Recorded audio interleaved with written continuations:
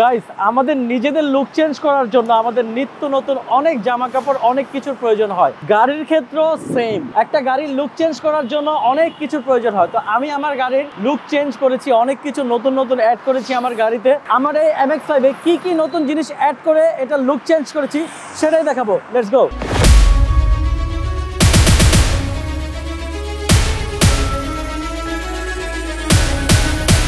তো দিনের বেলায় যখন হচ্ছে এই গাড়িটা নিয়ে বের হই, আমার কাছে একটু ল্যাংটা ল্যাংটা লাগে।